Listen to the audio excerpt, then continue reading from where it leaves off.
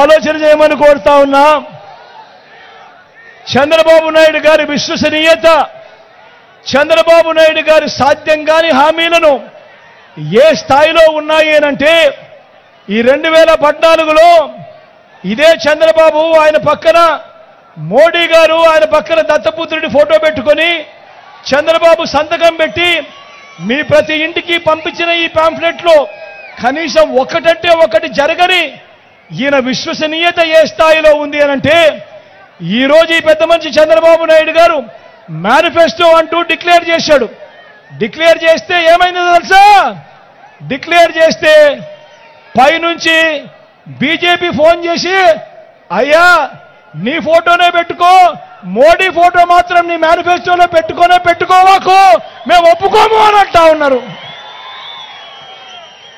అంటే ఈయన సాధ్యం కాని హామీలు అది మోసమే అని ఏ స్థాయికి రుజువు అవుతా ఉంది అనంటే, చివరికి ఈ మాదిరిగా ముగ్గురు కూటమిలో ఉండి ముగ్గురు ఫోటోలు కూడా పెట్టుకునే పరిస్థితిలో చంద్రబాబు నాయుడు లేడు అనంటే ఒక్కసారి గమనించండి ఆయన ప్రజలను ఏ స్థాయిలో మోసం చేయడానికి కోసం బరి తెగించాడో ఒక్కసారి గమనించమని కోరుతూ, మీ అందరితో కూడా ఈరోజు ఒకటే చెప్తా ఉన్నాను.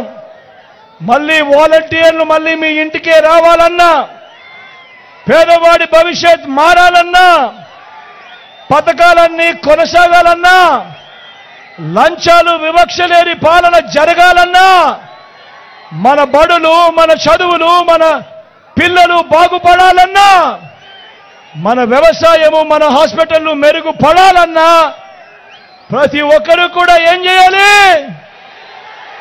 ప్రతి ఒక్కరూ కూడా 2 బటన్లు ఫ్యాన్ మీద నొక్కాలి. 175కు 175 అసెంబ్లీ స్థానాలు,